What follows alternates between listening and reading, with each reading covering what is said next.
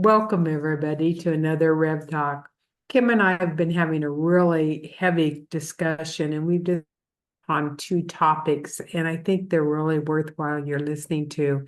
One of them is the cutting of cords and why and how it is accomplished.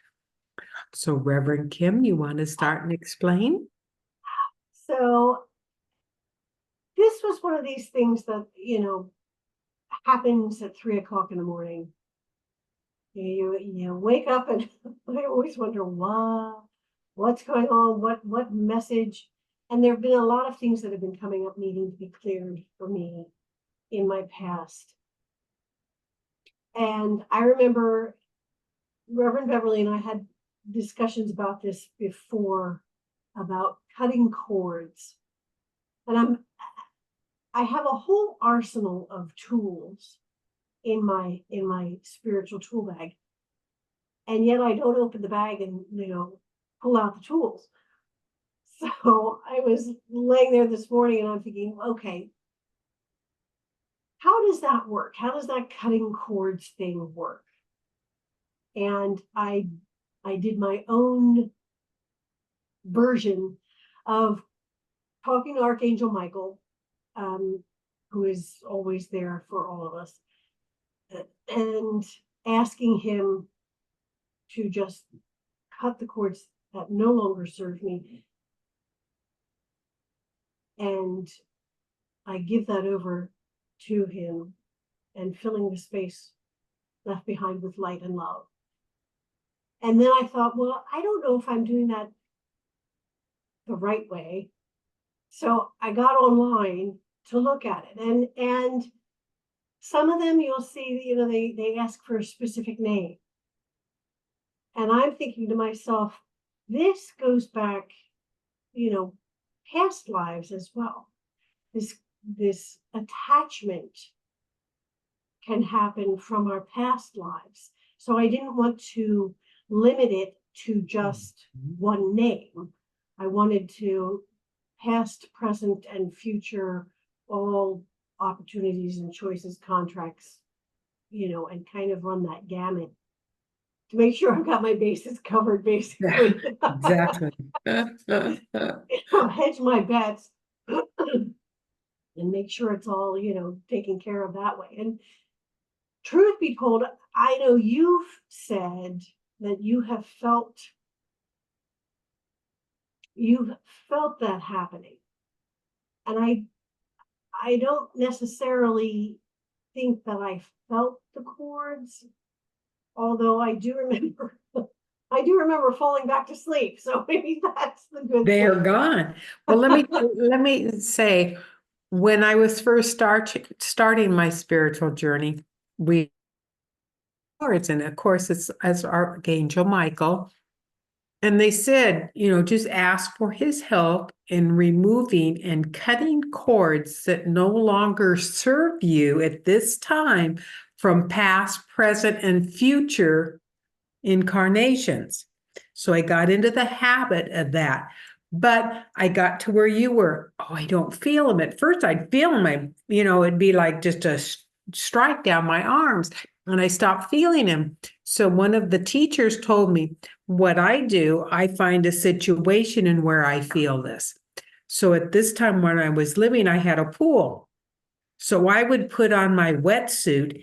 I dive into the pool and ask for him to remove the cords, all the cords from past, present, and future. And when I got off, I'd take that wetsuit off and pull it off. And if you ever put a wetsuit on, it's really hard to get on and off. And I could feel them releasing. So whatever the situation for you, to feel that they're actually working is an individual choice, but something where you feel tugging, even if it's putting on your clothes or showering and doing the soap, you will feel that. And it's like an additional acknowledgement that he is really working with you. It is really working. And this has helped me to carry through. So I am feeling the cords releasing. The parts of the body they're releasing are physically lighter to me, so I know it's working. But you've got to realize you may release 1,000. Well, the next day you're going to have new suckers on you. So I mean, it's not like something you can just do once and forget about it. It's a continual Okay. acknowledgement. And Archangel Michael is what he's known for. And if you ever see him, he's got his sword and his knife, and he is really ready to cut those cords because that is his job. Oh, that's wonderful. Thank you for that. So that explains that. Okay. And I guess I was under that mindset that, it's kind of a once and done deal. No. But again, which leads into the second part of our discussion, which we just had about patterns and clearing patterns. It's kind of the same principle in that I know it used to stump me where I'd be, well, I thought I cleared this, and all of a sudden, this is coming back and smacking me in the face. Okay, yes, because we've spent lifetimes sometimes with these same patterns, with different people and different time frames and different choices made. So each, like I had said to you, is kind of like the little cogs on a wheel.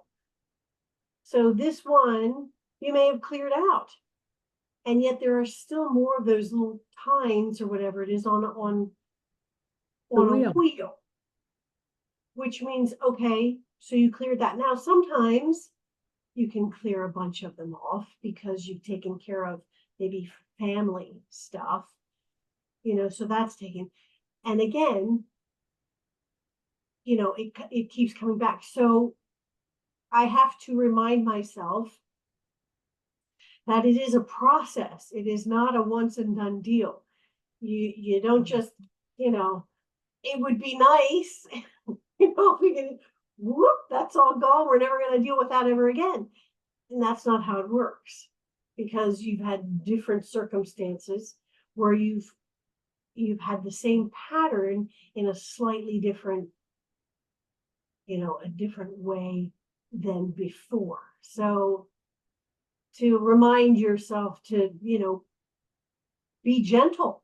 Like we always say, be gentle with yourself, because yeah, it's a process. I mean, we've been on this plane of existence for a very long time. We're working through an ascension process. So we're working through getting rid of and lightening ourselves up from all the stuff that we have carried with us through lifetimes.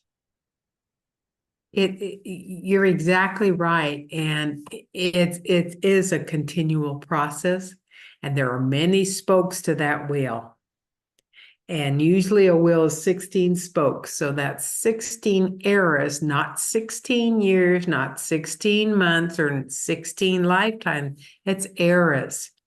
Right. And patterns have a tendency to stay with you unless you broke it from the beginning. And we as humans are not there yet. Right. That's why we're here. Well, we are creatures of habit. Mm-hmm. And therefore developing patterns is kind of, how we learn. I mean, not all patterns are bad, and I don't even want to use that word bad, because that's not how it is. It's all of our experiences are successes, like we talked about last week. So the patterns are part of our experiences, which are also successes. And the success comes from recognizing that we're clearing a pattern that no longer serves us, no longer serves our highest good or the highest good of anybody else around us. That is so true. So it's a matter of just, like I always say, and I remind myself of this a lot, to give myself a break, catch a break here, because give yourself some credit for doing the work. That a lot of people haven't reached that point yet of wanting to do the work on themselves. They'll get there, that's their journey. But remind yourself, it's, Yes. you've done it. We're only human. And that is a phrase I've been saying lately. Well, I'm for only now, human. I We're mean, we're in a not human for now, form. but that's what we're working to spiritual. So it fits exactly every time we have an experience, every time we have a cutting, we're only human. We're getting there. We're rising and ascending, and this is our goal, and that's why we're here. Well, we're spiritual beings having a human experience. So we're not only human, we're having a human experience. So this is a human thing. This is what I like to say. Oh, it's a human thing. Okay. Yep. It's a human thing. All right. Tomorrow's another day to be Exactly. human. Exactly. Another human day, another human thing. Oh, that's Again, good. give yourself a break. And I do remind myself, I've gotten better at it. I actually have to say that I'm, very mindful, more so than before, that it's okay. That it's okay. It's nothing is earth shattering. We're gonna get there. That's so true. And And we will get there in unison. absolutely. Absolutely. Thank you for that. That's amazing. So with that, my friends, we want to thank you for joining us on another Rev Talk. And we want to remind you again to be gentle with yourself and to be kind to yourself. And to remember that you are unique in all the universe. There will never be another just like you in all of space and time. You are powerful, you are cherished, and you are loved. And without you, the song of the universe would be incomplete. Until next time, my friends, be well.